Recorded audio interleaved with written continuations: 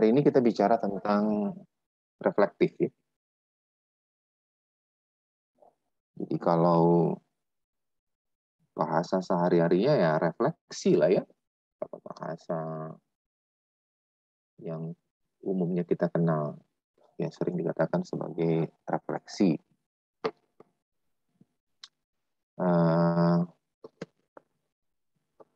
Kalau pengertian waktu kita belajar fisika ya, fisika tentang sinar ya, refleksi itu kan pemantulan ya, mantul kemudian balik kepada sumber daripada pencahayaan kan gitu ya kalau kita definisi sederhana. Memang refleksi dalam pengertian yang sebenar-benarnya memang juga tujuan akhirnya adalah kembali kepada kita orang yang melakukan refleksi. Jadi ada sesuatu yang terjadi kembalikan ya. Jadi kalau dalam bahasa sederhananya dikatakan sebagai perenungan. Nah, tapi kita mau melihatnya dari perspektif yang lebih sistematik dan optimal dalam pencapaian hasil, sehingga kita katakan sebagai proses learning, belajar ya, yang jadi reflective learning. Jadi memang satu kelebihan manusia itu adalah bisa belajar dari hal yang sudah terdahulu atau bahkan dengan banyaknya sesuatu yang sudah terjadi itu bukan hanya dari diri kita, tapi apa pengalaman orang lain, kita bisa menjadi lebih baik ke depan. Jadi learning from others ya. Nah, tapi dalam reflective learning ini kita sumber pembelajaran kita adalah apa yang kita alami ya. Karena kalian juga di semester 6 atau 7 ini sekarang ya kalian.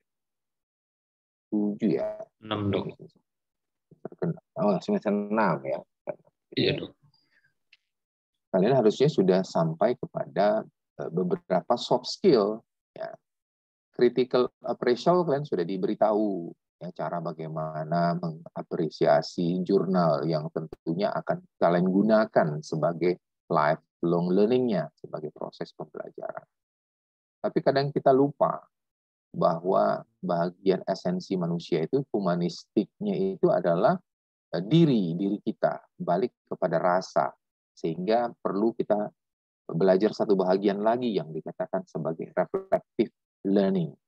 Ya, terkesan mungkin nanti dalam proses pembelajaran ini remeh-temeh, tetapi memang ada hal yang sering kita lupakan, apa yang source yang sudah kita dapatkan dalam pengalaman hidup kita. Ya. Jadi jelas dikatakan bahwa yang kita bicarakan ini adalah reflective learning ini adalah suatu internalisasi ya, proses internalisasi.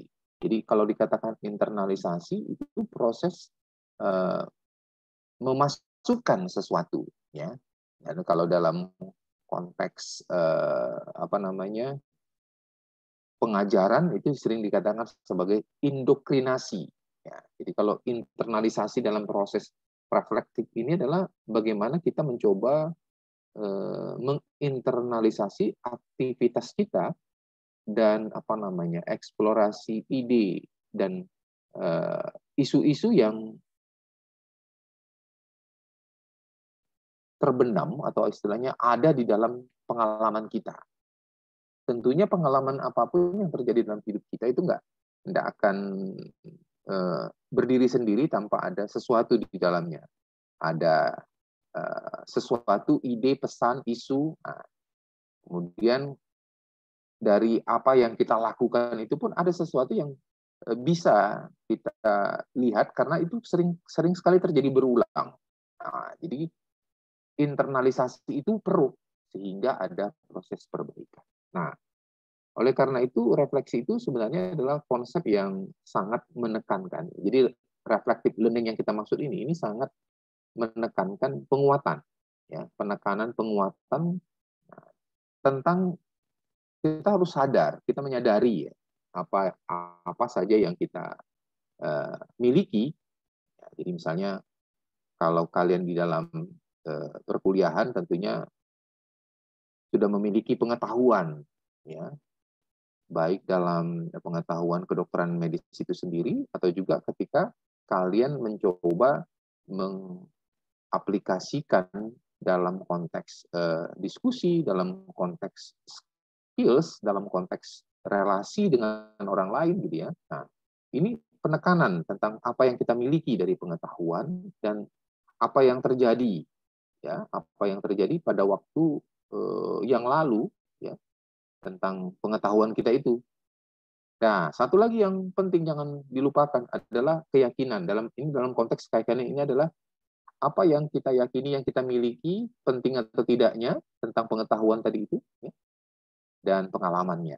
Nah, itu yang sebenarnya penekanan dalam learning, jadi reflective learning. Jadi reflektifnya itu sendiri sebagai bentuk perenungan, ya, proses perenungan. Jadi karena ada learningnya, jadi harus ada analisisnya, ya. Jadi proses analisis dalam perenungan. Kalau enggak nanti kita menghayal jadinya, jadi menghayal kemana-mana. Jadi itu bedanya. Jadi learning yang dimaksud di sini adalah kita punya konsep, punya analisis tentang apa yang mau kita learningkan dalam proses reflektif ini. Nah, tujuannya apa? Tujuannya adalah sebenarnya meng-create, jadi proses kreasi juga nih, membentuk suatu hal yang baru, ya, create, ya, kemudian clarify tentang apa, tentang segala sesuatu yang terjadi dalam yang kita refleksikan, ya, di create and clarify. Jadi pemaknaan, ya, penegasan pemaknaan, membuat suatu pemaknaan. Nah, semua yang kita create dan kita clarify ini kita harapkan bisa mengarahkan kita kepada perspektif yang lebih baik tentunya. Jadi ujungnya outcome-nya itu ada. Jadi orang yang melakukan refleksi baik tanpa proses sistem yang baik sebenarnya berharap dari refleksinya itu ada satu hal yang positif, yang baru, yang baik tentunya. Kalaupun nggak ada yang baru, dia menekan hal yang ya kurang baik. Nah, jadi lead to a change of perspective, ya. Jadi itulah sebenarnya yang jadi pusat pembelajaran pengalaman tadi itu, ya. Jadi terkesan memang apa namanya, ya, sesuatu yang kenapa harus, ya. Sama nanti kalau kalian sudah belajar kan critical appraisal, pastilah susah kalian untuk mengerti bagaimana mengappraise suatu riset penelitian dan mencoba mengambilnya untuk kepentingan kita, ya. Itu dari luar diri kita. Nah, refleksi sering sekali orang ngawur, menghabiskan waktu merenung, akhirnya kesana kemari tanpa ada yang didapatkan kalau dia tidak punya konsep bagaimana reflektif yang baik, sehingga waktu terbuang sia-sia. Akhirnya orang menganggap bahwa refleksi itu sesuatu yang nggak perlu. Jadi sebenarnya terjadi karena kita sendiri tidak mencoba memaksimalkan proses refleksi.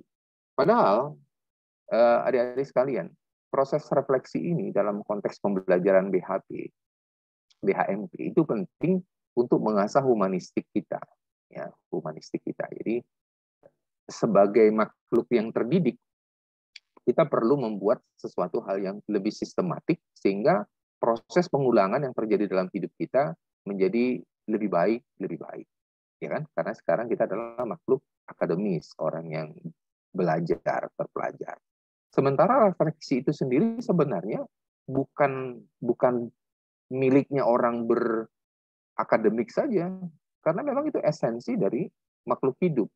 Ya, paling tidak banyak sebenarnya pembeda makhluk hidup dengan manusia dengan makhluk hidup lainnya, pembedanya. Ya.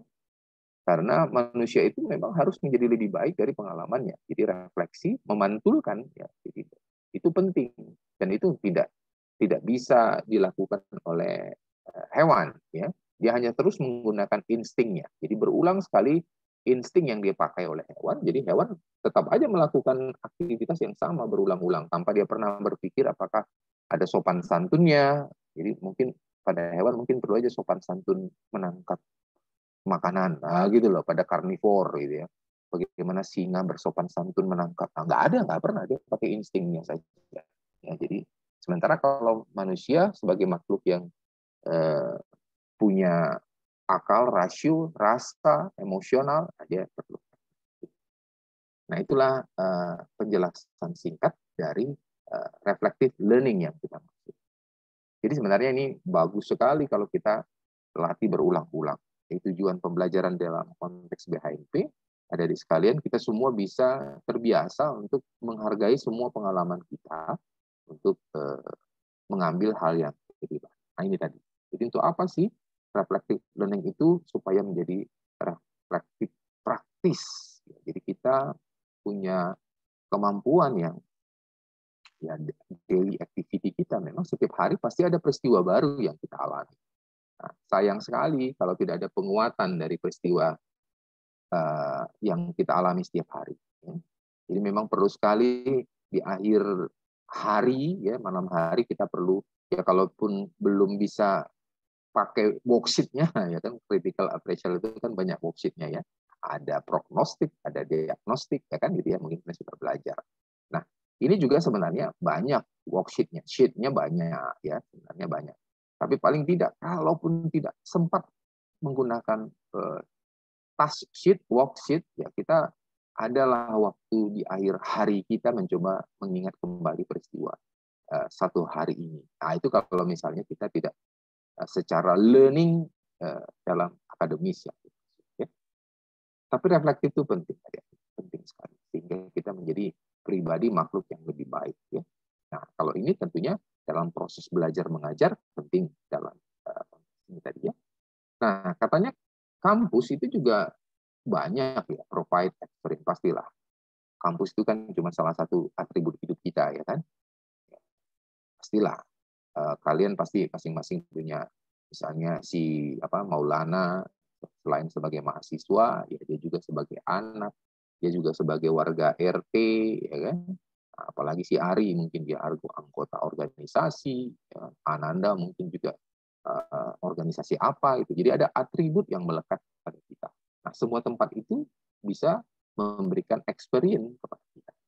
Jadi every activity, no matter how small, is potential learning experience. Jadi sebenarnya terlalu kita membuang semua kesempatan kalau mengatakan pengalaman yang mana. Sangat banyak pengalaman kalau bisa jadi sesuatu yang perlu kita eksplor sedemikian rupa ya. Nah, memang kadang-kadang ada hal yang terasa remeh-temeh ya, tapi remeh-temeh sekalipun kalau misalnya kita eksplor, ya punya sesuatu yang bisa feedback kepada kita, reflektifnya kepada kita. Memang some are more powerful, yang lain mungkin lebih. Terserah kita mau lihat itu dari sudut perspektif kita, is okay. Tapi yang pasti, proses refleksi yang sewajarnya kita lakukan itu akan membantu kita untuk mencapai konsep diri yang lebih baik, improve our self concept. Kalaulah kita yang sudah belajar, ya kalian 6 semester, misalnya, konsep diri kalian, bagaimana kalian melihat diri kalian, bagaimana kalian melihat masalah tidak berubah, saya pikir kalian akan menjadi benda kapitalis, ya, benda yang di-create hanya untuk mengerjakan sesuatu without rasa, without emosional yang tidak baik. Dan itu tetap akan kalah dengan artificial intelligence ya, karena kemampuan artificial intelligence sekarang kan sangat dieksplorasi ya. Kemarin saya dihubungi adik kelas saya yang ada di BRIN ya, lembaga riset Indonesia sekarang ya. Jadi dia mengajak kita melakukan riset yang ujung akhirnya adalah artificial intelligence. Jadi memang adik-adik sekalian, kalau kita mengagung-agungkan hanya artificial intelligence pada yang melekat pada device, pada benda, ya itu memang sangat membantu dalam mengeksplorasi begitu banyaknya pengetahuan. Tapi bedanya dengan manusia, dia mampu punya rasa, bagaimana dia mencoba humanisnya ya, menerjemahkan pengetahuan itu dalam sentuhan budaya, dalam sentuhan kemanusiaan, humanis yang baik. Itu sebabnya dari reflection ini diperlukan sekali ya. Jadi ketika kita merenung, kita sebenarnya bisa melihat banyak hal ya. Karena pada saat peristiwa itu terjadi, mungkin kita hanya fokus kepada suatu kondisi kita. Tapi ketika kita melakukan refleksi, kita bisa melihat, oh ya, sebenarnya pada saat itu bisa saja kulakukan A, B, C, D, E. Nah, tetapi memang pada saat terjadinya peristiwa itu mungkin terbatas cara pikiran kita. Ya. Nah, refleksi ini membantu.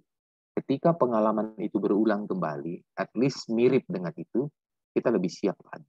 Misalnya mengeluarkan B, C, D yang sempat kita pikirkan mungkin dikerjakan apabila peristiwa itu terjadi saat refleksi. Jadi itulah pentingnya refleksi ada di sana.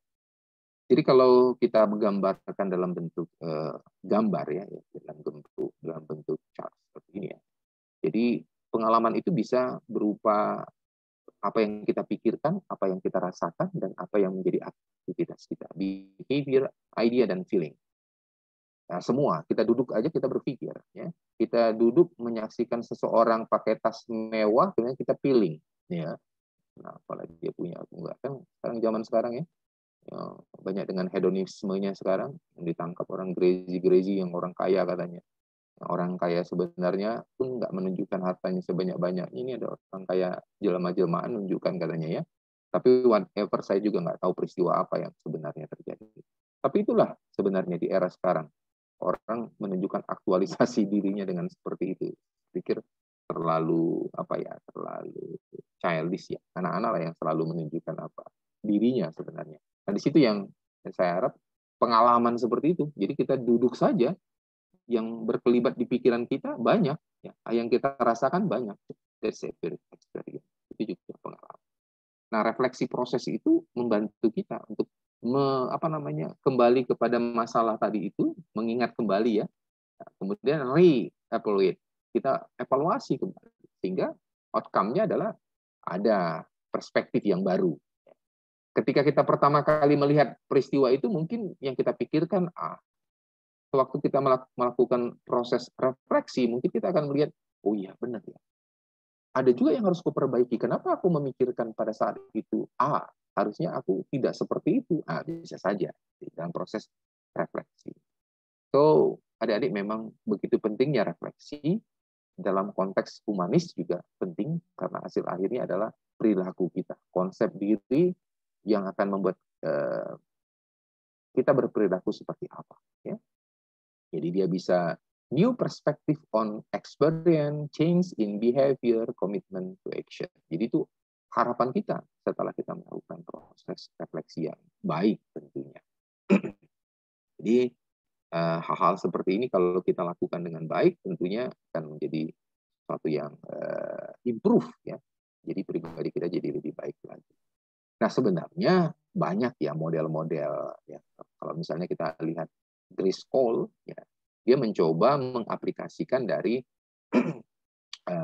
chart ini ya, dimulai dengan, karena kan tadi kan bicaranya tentang pengalaman. Nah, jadi kalau misalnya di awal hari atau di ujung hari sebelumnya kita, misalnya nih malam hari ini, kita kan besok kan kita sudah tahu rencana apa yang mau kita kerjakan, kuliah, habis itu pergi ke rumah si Tonggo mungkin kan, habis itu pergi ke Indomaret atau apa, kan masing-masing sudah ada plan ya. Nah, jadi di awal itu sudah, kemudian kita lakukan ya, kita coba lihat harusnya kalau kita mau ke sana seperti ini yang harus kita lakukan ya. Dan lakukan, kemudian reflect. Seperti itulah. Jadi dia coba Driscoll coba rencana sederhanakan ya. Ada yang mau dicapai pada esok hari aku mau seperti ini. Ya, kemudian dengan momen apa? Dengan melakukan apa? Ya, oke, kreasi, capture, creation, ciptakan momen, capture the moment, during, doing ya, sepanjang itu ya kita bisa berimprovisasi. Nah, setelah itu baru kita cerita tentang kenapa ya, nah, gitu. Apa, kenapa, kemudian kita lakukan refleksi, kemudian refleksi, lakukan planning yang baru. Jadi sebenarnya model-model ini banyak. Tapi mungkin hari ini saya mau menyampaikan model yang lain nanti ya. Ini dia. Jadi model itu banyak sekali sebenarnya. Jadi model refleksi itu banyak sekali. Sama seperti kemarin yang saya katakan tadi itu, critical appraisal itu worksheet-nya banyak sekali. sangat banyak sekali. Oleh karena itu mungkin untuk pembelajaran ya kita ambil aja salah satu contoh. Ini multiple model ini ada Driscoll ada. Nah, nanti mungkin kita cerita tentang karena lebih banyak rasanya, memakai emosi rasa, mungkin kita pakai Gibbs reflective cycle mungkin nanti yang lebih apa. Nah, tujuannya kegiatan refleksi itu lebih terstruktur prosesnya, ya, sehingga baik personal atau kondisi apapun bisa kita analisis. Tujuannya adalah untuk improve. Jadi nanti kalau kita pakai masing-masing model ini ya punya apa namanya, punya penekanan masing-masing. Nah, contoh misalnya kita pakai punyanya si Gibbs ini, ya. Jadi dia memang dirancang untuk kan kita tahu ya ada peristiwa yang bukan terjadi satu kali saja. Misalnya kalau kita di dunia kedokteran, kalau kalian nanti koas misalnya, ini kalau masuk ke di satu bangsal itu, di satu departemen itu kan bisa berhari-hari. Jadi kan misalnya ke departemen mata, masuk ke departemen mata. Hari pertama, hari kedua, kan itu tentunya ada pengalaman hari pertama, pengalaman hari kedua. Nah, kalau kalian tidak melakukan refleksi dari hari pertama, hari kedua, dan seterusnya, saya yakin tidak ada progres yang signifikan. Hari-hari demi hari kalian pergi ke bangsal itu, ya, penyakit dalam misalnya, kalau pergi nanti memeriksa pasien, kalau kalian tidak melakukan reflektif, baik dari sisi pengetahuan, rasa, dan sebagainya, mungkin kalian hanya seperti menjalani hari-hari demikian saja, ya, seperti kerja rodi, ya, gitu ya. Nah, jadi ini memang didesain untuk mengimprove pengalaman yang berulang. Tapi walaupun itu bisa juga pengalaman tunggal, bisa. Misalnya kita pergi ke suatu tempat yang mungkin nggak akan berulang lagi, misalnya, ya, event festival mungkin ya, festival yang sekali 100 tahun ya, nggak mungkin balik lagi mungkin ya, itu ekstrimnya mungkin ya. Tapi maksudnya dia mau create seperti itu ya.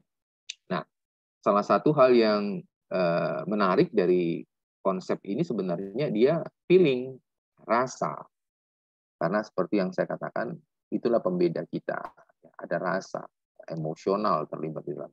Gibbs mau menonjolkan itu di dalam proses refleksinya, dan saya pikir memang kita pun nggak akan pernah mencoba duduk merenung. Nggak tahu nih kalian punya pengalaman enggak. Tapi saya yakin ada, misalnya seperti si Agustina mungkin pernah merasa disakiti orang lain. Ya kan? Ada laki-laki yang mencoba menembaknya, ini mungkin ini dugaan saya kan. Terus supaya dia menembak orang lain. Perih hati ini rasanya. Nah, dimulai dari rasa. Nah, refleksinya mulai dari rasa. Nah, jadi dengan rasa itu dia, kenapa ya? Kenapa si X itu udah nembak aku, sekarang kenapa nembak orang lain lagi? Apa yang terjadi? Nah, refleksi misalnya. Ini contoh-contoh lah ya. Padahal mungkin benar juga ya Agustina ya. Nggak tahu ya, Agustina yang tahu. Nah, kemudian menariknya lagi Gibbs ini juga selain memakai rasa, dia ada satu bahagian yang tetap dilakukan dalam konteks belajar sistematik ya. Itu namanya evaluasi. Jadi dia coba menggabungkan, mengkemasnya itu. Itu yang menarik dari reflective cycle yang dibuat oleh Gibbs. Nah, dia mulai dari description. Apa yang terjadi ya? Sakit hati. Oh enggak, bukan sakit hati. Diputusin. Gitu ya. Kalau pakai satu peristiwa diputusin orang yang katanya sayang sama aku. Gitu ya. Kemudian kita buat feeling. Kita lihat, apa? Bagaimana rasamu? Your reaction and your feeling. Buah, kita kembali. Ini lebih terarah jadi. Kemudian evaluasi. Kenapa ya? Aku rasa cocok lah, memang biar aja lah dia sama si Anu. Aku pun ada yang kemarin nembak aku lagi juga ya. Nah, gitu dia itu bahasa sederhana. Kemudian lakukan analisis. Nah, bedanya di evaluasi ini kita coba menginventarisasi apa yang bagus, apa yang tidak bagus. Ya, jadi di evaluasi itu di situ. Kita mengevaluasi behavior, feeling, idea tadi ya. Apa yang bagus, apa yang tidak bagus. Kemudian apa? Kita analisis. Yang sudah kita inventarisasi tadi itu coba kita analisis. Kenapa seperti itu? Baru kita konklusikan. Nah, setelah kita konklusikan, tentunya karena tujuan dari refleksi tadi itu adalah untuk menjadi lebih baik, kita buat action plan-nya. What are you going to do differently? Nah, itu. Inilah konsep sederhana. Coba kita lihat ya, bagaimana. Nah, ini dia. Jadi dia coba mulai dari ini tadi ya, dia refleksi tadi itu dia buat seperti ini modelnya, ya, dirancang untuk itu tadi. Kemudian kita buat deskripsi tadi ini ya, deskripsi tadi ini. Apa yang terjadi? Kenapa? Kapan itu terjadi? Siapa aja di situ? Terus mereka melakukan apa? Terus apalagi ya hasil yang apa hasil yang terjadi pada peristiwa itu? Nah, tentunya ini kita boleh kembangkan. Hari ini cuma membantu aja. Jadi kalau kita dulu belajar critical thinking, kan ada pertanyaan-pertanyaan yang sederhana yang bisa kita buat. Apa, mengapa, apa, mengapa, di mana, bagaimana. Nah, silakan kita menggunakan beberapa kata kerja tadi itu. Itu mendeskripsikan kita mau mengangkat apa peristiwa yang mau kita refleksikan sepanjang hari. Sepanjang hari kan banyak ya peristiwa yang terjadi dalam hidup kita. Mana yang paling mengganggu rasa, itu bisa kita lakukan refleksi. Ya, jadi dalam konteks reflective learning ini ada yang perlu kita perhatikan, yaitu bahwa nanti kan kalau kita belajar worksheet-nya critical appraisal juga dia kan dibatasi ya, dibatasi kepada keyword-keyword yang penting saja, nggak semua. Misalnya kan kita dibatasi kalau saya coba mengkomparasi ya supaya adik-adik bisa ngerti. Kan kita biasanya melihat via validity, important, dan applicability ya kan dalam suatu critical appraisal. Nah, di sini memang dia lebih kualitatif dibandingkan tadi itu. Sehingga kita diminta misalnya memakai kata keyword-keyword tertentu ya. Don't waffle on about detail. Ya nggak usah lah terlalu banyak kata-kata yang nggak penting-penting gitu loh maksudnya. Temukan kalimat-kalimat yang keyword-keyword tertentu. Jadi lebih simpel sehingga kita mampu mencoba menginventarisasinya jadi lebih baik. Ya. Nah, itu dia maksudnya. Nah, tadi setelah kita deskripsi, kita pakai rasa kita. Kita mencoba melihat dari sisi discuss your feeling and talk about the experience. Jadi satu sisi peristiwanya, sisi yang lain adalah perasaan kita terhadap peristiwa itu. How did you feel? Nah, bagaimana kamu rasa? What did you think? What impact did your emotion, belief, and value have? Ya, pada saat itu. Nah, ya pada saat itu. What do you think other people were feeling? Nah, di sini tadi yang saya katakan, humanistik itu bukan hanya cerita tentang apa yang kita pikirkan, tapi respect to others. Kita juga bisa memikirkan apa yang dirasa oleh orang lain. Nah, itulah pentingnya belajar refleksi. Jadi itu juga penting. Kita nggak hanya mikirin diri kita. What did you think about the incident afterward? Jadi kita juga tentunya harus belajar dari satu peristiwa untuk menjadi lebih baik pada peristiwa ini tadi. Ya. Nah, tadi ini dia bikin gini, si Gibb ini bilang bahwa karena ini konteksnya tulisan akademik ya, memang nggak boleh lah dengan bahasa-bahasa yang sama. Nanti kalau kalian tulis apa namanya skripsi, ya itu bahasanya bahasa ilmiah, jangan bahasa-bahasa. Nah, itu maksud dia ya sebenarnya ya. Tapi yang saya garis bawahi adalah dari refleksinya si Gibbs ini, modelnya ini menarik adalah your emotion honestly, ya, honestly. Jadi memang dalam konteks ini supaya hasilnya optimal, maksimal, ya memang dengan kejujuran. Ya, jadi seberantak apapun emosional kita, yang penting kejujuran. Ya, seberantak apapun pengetahuan kita, ide kita yang buruk misalnya tentang peristiwa yang mau kita refleksikan ini, tuliskan dengan jujur sehingga ada pembaruan. Memang kalau tidak ada kejujuran, ya sebenarnya kita nggak mau berubah, karena sebenarnya begitu.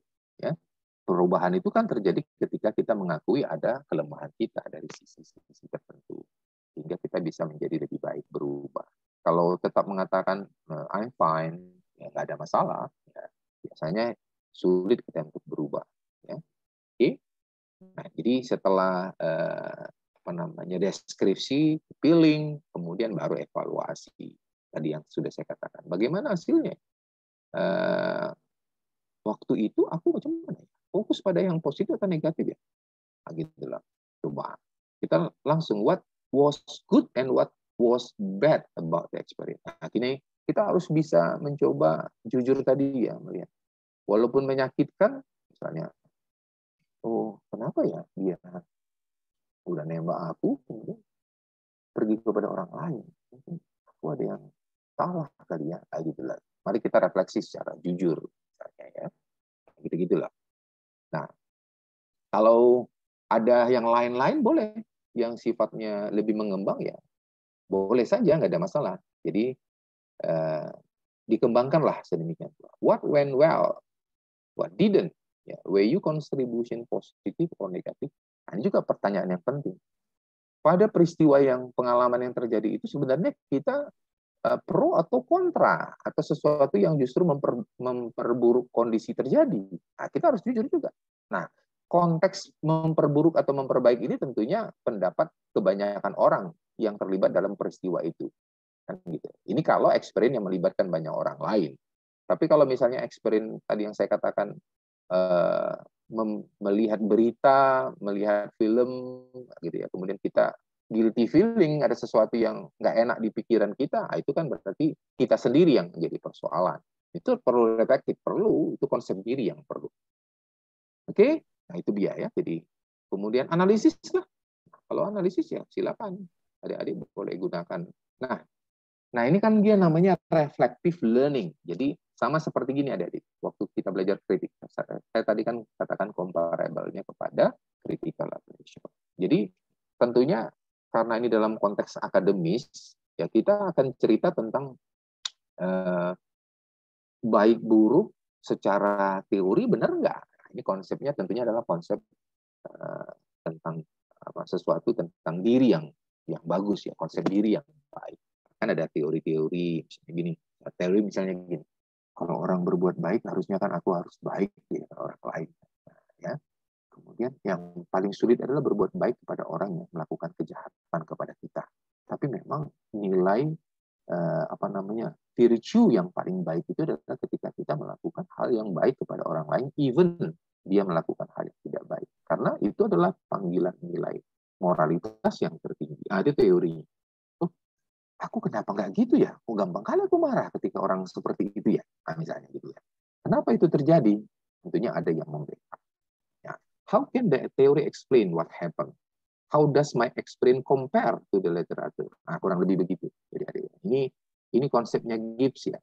Saya tahu mungkin kita kekurangan waktu untuk menerapkan hal ini, tapi next saya berusaha juga nanti hal-hal kecil bisa kita lakukan untuk berlatih. Nah, ini ya, jadi makanya kita sampaikan ini paling tidak kalian dulu ya. Nanti di konsep di klinis nanti ya kami berharap ini boleh dikerjakan. Karena ini salah satu membantu cara berpikir humanisnya dan nanti naratif medisinnya juga lebih baik lagi. Nah, conclusion-nya tentunya what have you learned generally and specifically? Ya kita yang paling tahu. What can I know do better? Kalau kita misal melihat dari sisi yang positif. Should you have done anything differently? Harusnya sampai kepada determinasi itu. Bisa nggak ya? Kalau harus bisa memang, ya kan? Kalau enggak, reflektif nggak berguna. What skill would I need to handle this better? Nah ini kan reflektif jadi lebih baik. Ujungnya adalah, oh ya, aku kurangnya di sini ya, sehingga aku perlu seperti ini berlatih. Ya, oke lah, laki-laki bukan satu orang aja, banyak laki-laki yang lain misalnya kan. Oleh karena itu pasti ada yang menunggu. Jadi nggak usah kecil hati mungkin Agustina, pasti ada lagi yang lain. Contoh misalnya kalau kita reflektif. Oke. Nah, nggak sampai di situ tentunya, sampai kepada action plan. Tadi kan udah dikatakan gitu ya. Beginilah kurang lebih adik-adik. Where can I use my new knowledge and experience? Tadi kan waktu kita melakukan analisis dan konklusi, kan ada sesuatu hal yang baik. Sekarang pertanyaannya, kapan aku bisa menggunakannya? Nah, menariknya dari Gibbs Reflective Cycle ini memang dia berusaha dirancang untuk aktivitas, pengalaman, idea yang bisa sering berulang dalam kehidupan kita. Tadi dalam konteks pelajaran di medical, kelas medical, itu tentunya nanti kalau kalian koas itu banyak sekali pengalaman activity ya waktu kalian masuk ke bangsal-bangsal. Tapi nggak usah terlalu nunggu jauh sih. Sekarang aja di kelas-kelas kalian, bagaimana kalian mengulang skill, bagaimana kalian waktu berinteraksi dengan orang lain, nah itu banyak pengalamannya tentunya, sehingga bisa kalian lakukan. Ada perubahan yang perlu lakukan, ya, action plan. Oke, ini kalau kita cerita, apanya ada apa namanya, sitasnya, ya, apa namanya, lembar refleksi tugasnya, tugas lembar refleksi ya, kurang lebih gitu. Nah, kita boleh nanti kalau misalnya dikasih ya, ini contohnya.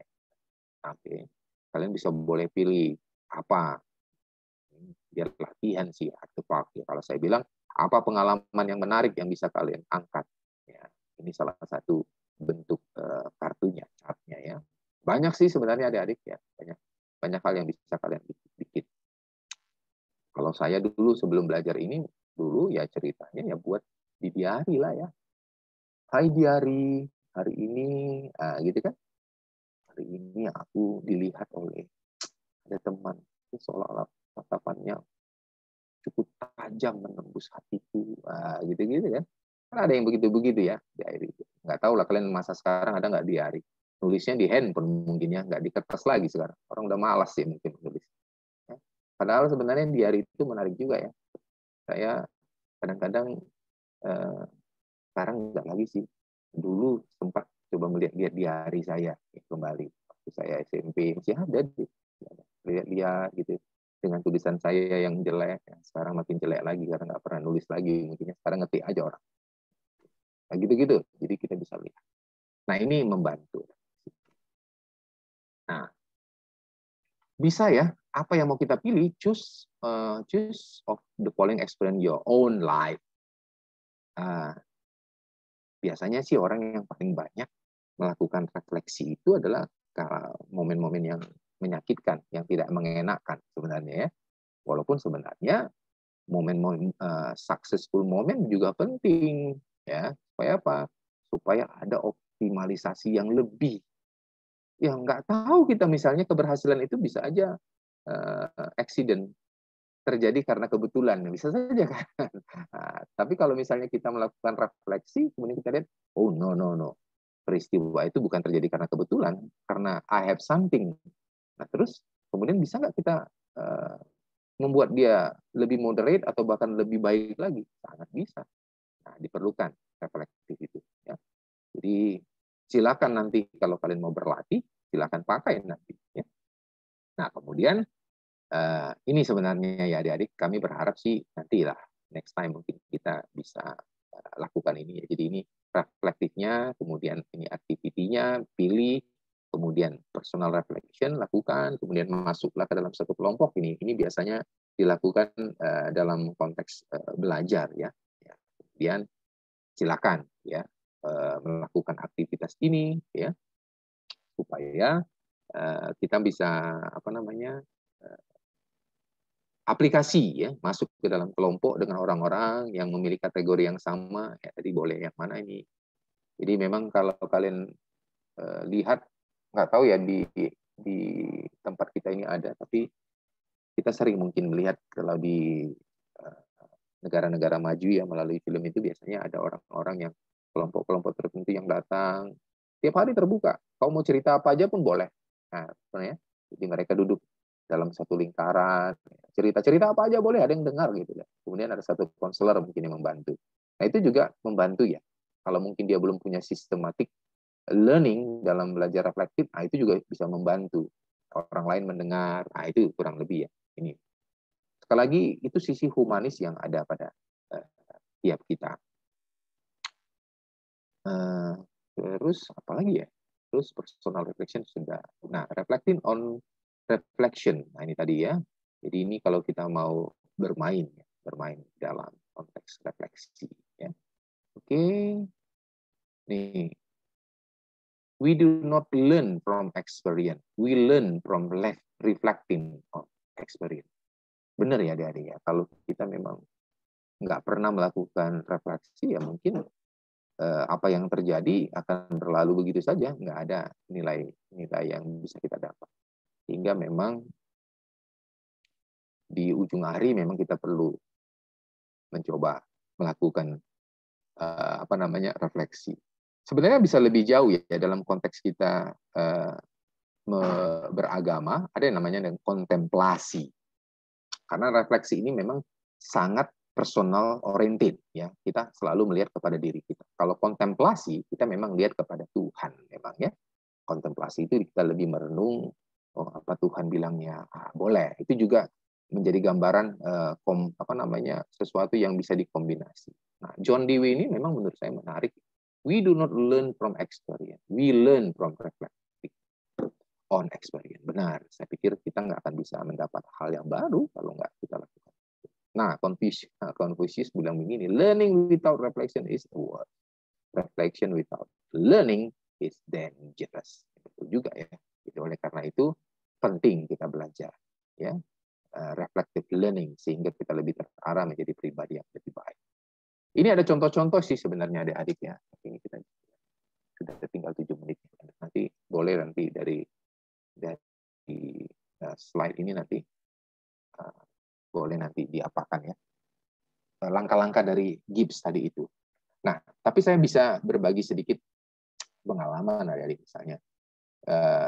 Saya dokter itu pertama kali dokter itu tahun 1996 ya. Waktu itu pengalaman saya yang menyakitkan sebelum saya ke daerah adalah waktu saya bertugas suatu klinik, saya benar-benar tersentuh humanistik saya dan saya begitu marah. Waktu itu ada regulasi di suatu klinik yang mengharuskan pasien apapun dirawat di klinik itu. Nah, waktu itu ya Lombok Muda belum terlalu banyak pengetahuannya tentang regulasi-regulasi, ya. Jadi datanglah pasien dari pabrik dengan kecelakaan kerja, di mana rambutnya masuk ke dalam mesin produksi, kemudian scarf-nya tertarik, ini nampak batok kepalanya, ya. Itu satu peristiwa. Kemudian kecelakaan kerja yang lain jatuh di pabrik, kemudian fraktur terbuka. Tentunya aturan seperti itu justru cukup mengejutkan saya, kan gitu. Karena apa, di layanan tempat saya pada saat melakukan aktivitas itu tidak ada sarana prasarana yang memungkinkan saya bisa merawat pasien itu. Paham ya yang saya maksudnya? Dan itu menyedihkan ketika saya berhadapan dengan keluarga pasien. Tentunya dia berharap dilayani dengan baik, tapi regulasi mengatakan aturannya nggak bisa katanya. Setelah saya pelajari, ternyata itu ada hubungannya dengan fee, dengan uang, dengan finansial, sehingga unit itu akan bisa bertindak lebih hemat kalau tidak mengirim ke rumah sakit, karena dia harus mengeluarkan biaya dan honor dia menjadi budget yang harusnya dialokasi ke klinik itu jadi berkurang karena dia mengirim ke rumah sakit. Dan itu bagi saya tidak manusiawi. Dan akhirnya setelah saya beberapa hari kemudian, akhirnya saya mengundurkan diri dari tempat itu. Setelah mengatakan bahwa itu tidak benar. Nah, kemudian pengalaman saya lagi ketika menjadi dokter pertama sekali di daerah sangat terpencil adalah menentukan kematian, adik-adik. Menentukan kematian itu ternyata nggak mudah. Nah, kalau kita yang sederhana kan dengan melihat reaksi pupil, ya kan? Reaksi pupil. Kemudian kita pakai senter. Saya berulang-ulang, ini pasien adalah pasien suicide, mau coba bunuh diri, tentang suicide. Jadi meminum, nggak persis sih kayak cerita Agustina tadi, nggak. Maksudnya yang lain-lain ya. Dia disakiti orang lain, misalnya, ya. Kemudian dia minum racun, ya, racun. Kemudian mereka panggil saya, ya. Saya coba kasih detoksifikasi, kemudian kasih sulfas atropin dengan ternyata cukup banyak, kumbah lambung dan sebagainya, cukup lama ternyata kan waktu itu. Nah, kemudian yang saya bayangkan waktu itu adalah dia mudah-mudahan bangkit, segera bangkit. Ternyata enggak. Bayangkan adik-adik, akhirnya saya mengecek refleks pupilnya itu hampir tiap 5 menit. Gitu. Setelah saya merenung malam harinya, saya pikir itu tindakan yang bodoh, gitu loh. Bodoh sekali, kenapa? Kok saya nggak yakin gitu loh. Itu Lombok Muda ya, dalam pengertian pengalamannya baru. Dan itu setelah saya jadi dokter kan nggak ada pengawasan. Kalau koas itu kan ada supervisor dan semuanya ada kan. Ini kan tidak. Kita di daerah sendiri sangat-sangat terpencil. Nggak ada orang yang mau konfirmasi kematian itu. Cuman kita. Orang begitu percaya kalau mati, mati. Kalau enggak. Kubur kan gitu ya. Kalau di sini kan enggak. Kalau di sini mau orang mati pun masih dipasang intubasi dan sebagainya masih kan. Ya, artinya mati batang otak dan sebagainya masih. Nah, pengalaman itu membuat saya merenung dan menangis sebenarnya dari. Ternyata begitu kecilnya pengetahuan saya yang saya pelajari selama ini. Dan banyak lagi sebenarnya yang bisa direfleksikan. Satu lagi kasus yang saya selalu ingat adalah kematian seorang kakek trismus awalnya. Dia nggak bisa membuka mulut. Ternyata mengunjungi saya, bukan mengunjungi lebih tepat, saya yang mengunjungi dia. Karena kalau di puskesmas tempat saya bekerja itu lokasi penduduk dengan puskesmas sangat jauh dan saya harus datang dengan trail. Nggak bisa ada mobil, nggak bisa lewat karena nggak ada mobil ya di sana ya. Jadi saya mengunjungi dia ke daerah pegunungan. Nah, ternyata dia tetanus. Nah, menariknya adalah riwayatnya dia mencongkel gigi dengan paku yang berkarat. Ya wajar lah ya. Sedangkan dengan apa aja. Karena itu cuma toolsnya yang ada ternyata. Nah, yang menyakitkan bagi saya adalah saya nggak punya obatnya. Ya, waktu itu tidak ada penisilin, sama sekali nggak ada stoknya. Dan saya menggunakan apa yang ada, suntikan dan apa yang ternyata nggak maksimal. Dan akhirnya orang tua ini meninggal di hari ke-3 setelah saya rawat karena nggak. Dan itu menyakitkan bagi saya. Jadi akhirnya saya refleksi apa ya? Oh ya, pertama dari sada skill saya mungkin tidak tenang menghadapi kondisi seperti itu. Ya pengalaman baru, adik-adik, ya, pengalaman baru. Kemudian akhirnya saya belajar dari situ untuk lebih tenang menghadapi kondisi. Bayangkan kesalahan fatal saya juga pada saat itu adalah tidak memelihara kumis waktu itu, adik-adik. Artinya orang nggak percaya dengan kita karena baru tamat gitu ya. Ini siapa makhluk klimis ini? Nah, tidak ada kan pengalaman baru keluar dari pendidikan kok mau coba menyelamatkan orang kan gitu ya. Jadi ada yang sangat. Nah, itu menyakitkan memang pengalaman-pengalaman seperti itu. Nah, tapi ternyata 2-3 bulan pertama saya lalui akhirnya orang percaya dengan kita karena kita terus mencoba mengimprove ya. Nah, begitu juga kejadian di tempat saya itu tidak ada infus. Kalau kalian masih ingat ya, kalau infus itu kan yang masuk ke dalam pembuluh darah, aboket itu kan plastik ya. Kan plastik ya. Nah, di tempat saya nggak ada itu. Jadi yang saya maksudkan adalah needle. Jadi jarum, betul-betul jarum ke dalam pembuluh darahnya. Karena memang tidak ada itu. Kemudian saya berpikir, waduh luar biasa sekali, berbahaya. Itu pengalaman baru bagi saya. Ya. Kemudian muncullah ide-ide yang dulunya puskesmas itu bukan puskesmas rawat inap, kita bikin rawat inap karena penduduk sangat jauh dan saya juga nggak bisa mobile ke tempat yang lain karena selalu saya pergi ke tempat yang jauh, orang lain yang datang ke tempat saya nggak bisa saya layani, nah gitu. Akhirnya saya pusatkan. Nah itu semua adalah ketika saya mencoba mengevaluasi, mereflektif apa yang optimal. Rasa juga adik-adik perasaan karena tidak ada dokter, pusat rujukan sangat jauh.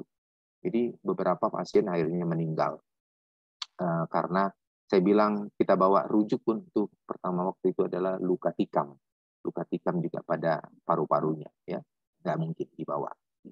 Yang saya mau katakan ada di sekalian dalam konteks medis ya supaya kalian lebih tertarik tentang reflektif.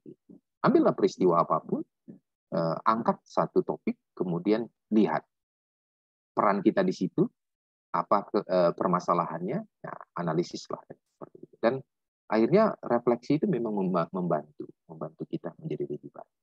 Itu yang jadi kebiasaan saya di akhir hari biasanya mencoba mengingat-ingat apa peristiwa hari ini yang perlu diperbaiki.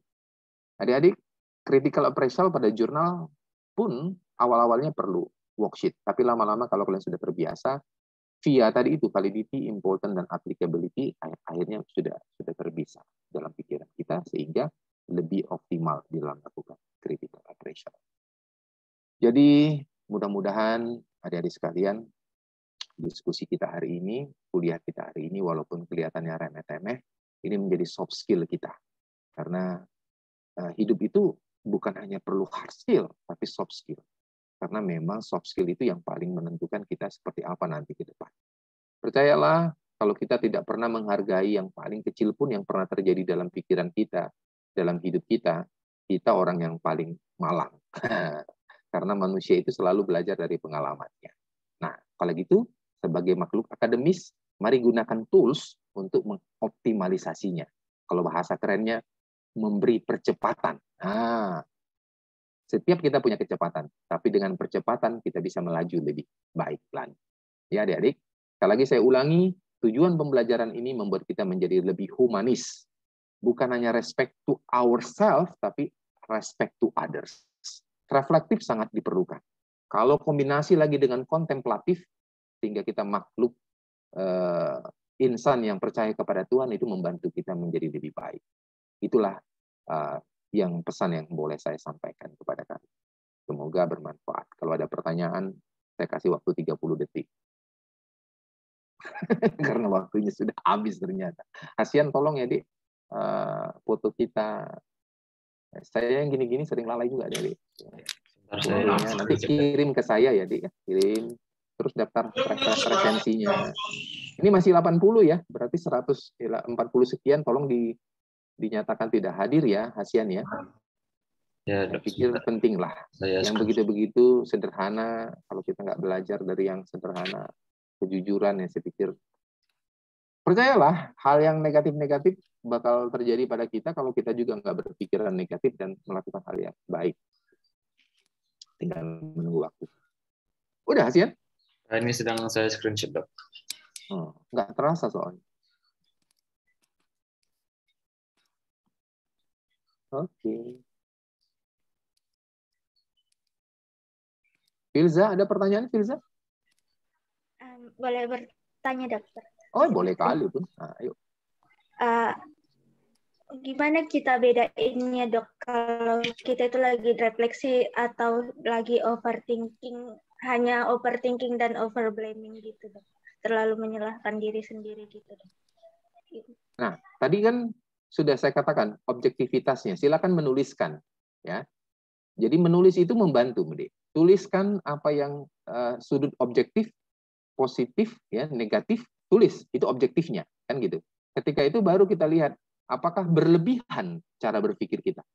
Bagus sekali loh yang dibilang Filza. Saya punya anak juga mahasiswa, kadang-kadang dia selalu bilang, "Papa, saya ini overthinking atau tidak?" Gitu. Memang benar. Kalian ini dalam konteks kristalisasi cara berpikir. Oleh karena itu, mari bantu dengan cara menulis atau kalau tidak pun refleksi tadi itu. Jangan pernah menyalahkan diri dalam konteks menghancurkan diri, adik-adik. Kalau secara objektif memang kita salah, akuilah. Kan gitu. Tapi overthinking yang dimaksud berlebihan berpikir sesuai dengan kapasitas kita itu juga nggak pada tempatnya.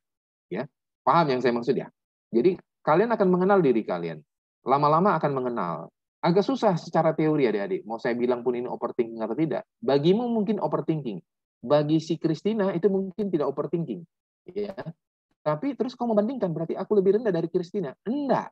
You are unique. Tiap kita unik adik-adik. Tiap kita diciptakan Tuhan itu unik. Dengan kapasitasnya masing-masing.